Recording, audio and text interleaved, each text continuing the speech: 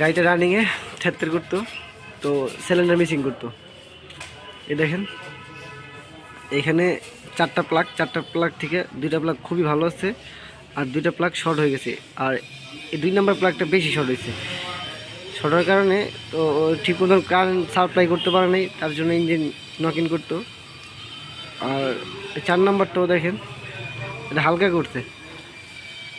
তো যাদের এই সমস্যা শীতকালে তারা অবশ্যই প্লাগ চেক করে নেবেন, আর প্লাগের তারগুলো চেক করবেন,